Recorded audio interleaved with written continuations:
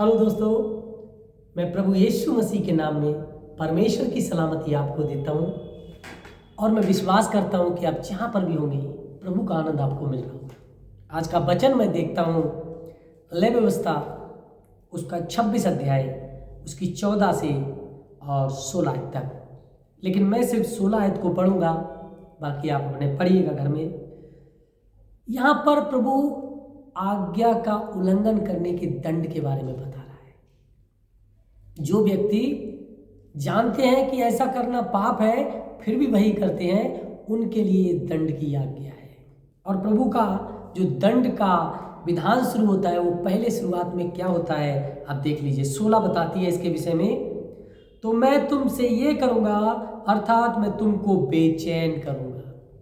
पहली सजा आपको मिलेगी बेचैनी की, आप चैन नहीं मिलेगा आपको। आज बहुत से लोग हैं रात भर चलते रहते हैं, प्रार्थना करो पादरी साहब, बहुत बेचैनी है, बहुत बेचैनी है।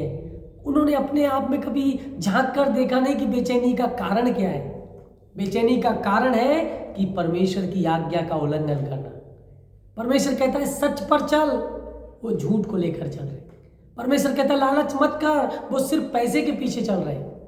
उन्हें दौलत सबसे बड़ी चीज है और कुछ प्रभु नहीं। कुछ तो ये भी जानते हैं कि पता नहीं खुदा है भी कि नहीं है, उन्हें बेचैनी मिलती है।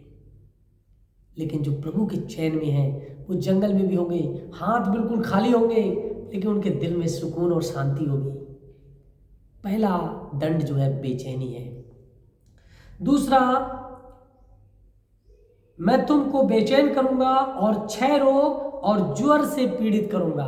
क्षय रोग बोलते हैं टीबी को, यानी वो तुम्हें टीबी देगा और टीबी के कारण तुम्हारे अपने तुमसे दूर हो जाएंगे।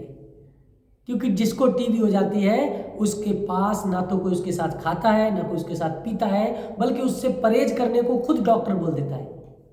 उसका इधर थूकना भी बंद करा देता है, उनके बर्तनों में खाना भी बंद करा देता है। यानी आप अलग हो जाओगे दुनिया से, आपके रिश्तेदारों को भी आपसे अलग होना पड़ेगा। और उसके बाद फिर आपको ज्वर देगा। ज्वर का मतलब होता है बुखार। बुखार में आदमी कमजोर होता है तो कहता है मेरे अपने आते, मेरा सर मलते, मेरे बालों को सहलाते, मेरे लिए दवाई गोली दिलवाते। लेकिन अभी कोई आपके पास नहीं आ रहा है क्योंकि आपको टीबी है और आप बेचैन अंदर से हैं। बेचैनी, फिर टीबी, फिर बुखार, और इन सब के कारण तेरी आंखें धुंधली हो जाएंगी। ये चौथा दंड है, आंखें धुंधली हो जाएंगी और मन में अति उदास होगा। उदास इसलिए होगा कि अब तेरे साथ कोई नहीं है। तूने जो भी पाप किए, जो भी सजा भुगत रहा है, अब तू अकेला भुगतेगा। हर आदमी लालच करता है अपने परिवार वालों के लिए, अपनी पत्नी, अपने बच्चों के लिए।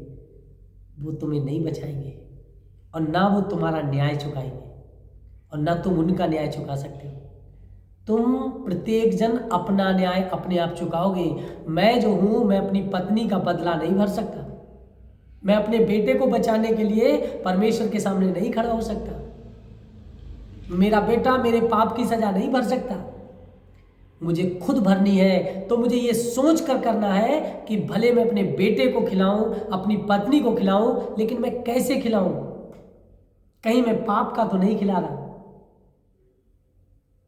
कहीं मैं धोखा तो नहीं कर रहा, कहीं मैं प्रभु की व्यवस्था से भटक तो नहीं रहा, कहीं मैं पैसे के लिए सारी चीजों को भूल तो नहीं गया।